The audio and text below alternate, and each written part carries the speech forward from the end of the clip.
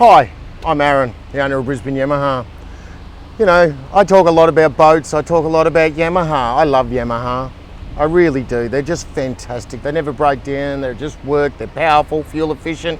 You know, and it's really got to do with the culture at Yamaha, perfection.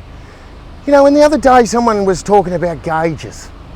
And I thought, I need to do something on gauges because Yamaha have the best gauges. Why are they best? Yamaha make them, Yamaha develop them, program R&D on, and they are suited. Now, there's a few different gauges you can get. There's 4 lots, there's only 3 here.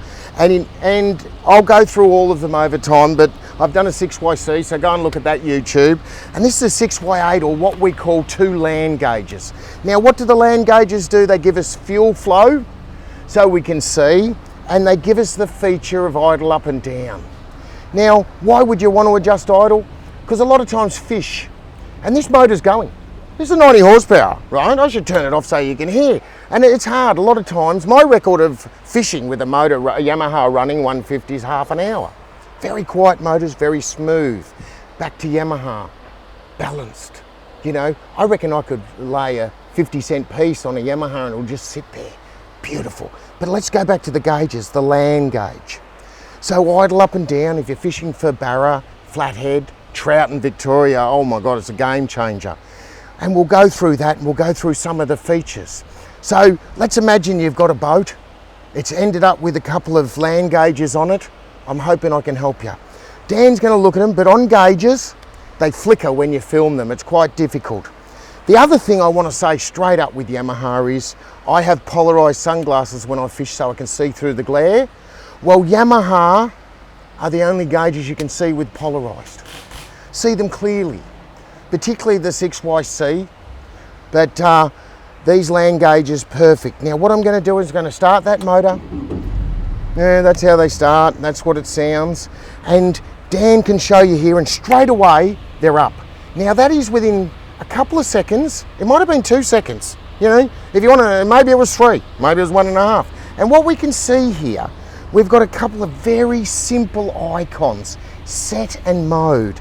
Down the side here, I've got trip, flow, economy, and your total hours. So I can see how much fuel it's using right now in a flow rate.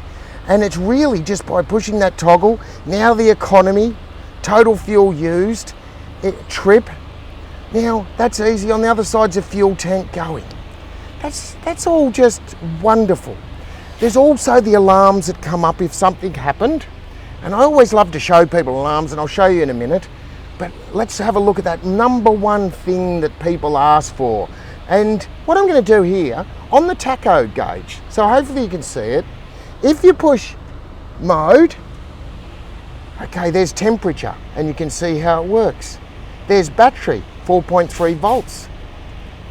Right, there's total times. It's a brand new motor, so it hasn't been used. So sorry, I've got brand new motor, so a lot of the logging won't, but this will help you when you get yours.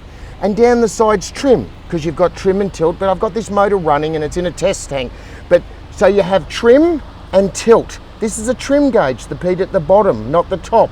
And what does trim do? It changes the performance of the hull and it changes how the boat, and I'll do a YouTube on how to trim a boat because there's a problem. But let's go, I want to go trawling. Mode button, hold in, troll. Right, troll, old troll, trawl, 750 RPM, right, set, and guess what? That's it, up it goes in 500 increments. Can you hear that motor, Dan? I'll go over, I'll put it up, so it'll go up to 1050. I'll go over to this motor, this 90 horsepower, I can tell you, the 90 and the 75, game changer. Almost put Suzuki out of business. They had a 90, we didn't have one. Our 90 is the best by far. I don't know how many I've sold, hundreds of them. I probably put my kids through private school with them. But listen to this. And that is it. Now I'll idle them down. It gets me excited, this stuff, because this stuff doesn't just happen. People make it. Because people go out and say, I need to trawl slower. People have electric motors, and this is why everyone's got a Minn Kota, and they all talk about spot lock. Because trawling the Yamaha motor can go down. Now we're down to 550. Come back here. Listen to this little beauty. All I can hear is actually the telltale. It's amazing. I love it, right? And it's got to be in gear. So I'm in gear. I'm trialing for barra, right? And I want to stop back in, put it into gear. The troll function's just working. This is made for someone who knows about barra fishing, someone who's spent years fishing for flathead and trout. Just easy, you know. And I've got our control box here. Got a 703 control box. It's just our basic control box for Yamaha. And guess what? You can turn it around and go on the left-hand side, right-hand side. And that's a frustration that some people have with twins or with console people. But this just swaps around. Why? Because it's the Yamaha way. Now, why is Yamaha so innovative? Who is Yamaha? We all think that it's a wonderful product and stands for quality, their motorbikes, their music. My God, I've never seen a band or seen a concert that don't have Yamaha. Well, did you know Yamaha have a lot to do with Toyota? They own 17% of it. The most expensive Yamaha ever, the GT2000 that won all the races, Yamaha. Lexus motors, Yamaha. Formula One heads, Yamaha.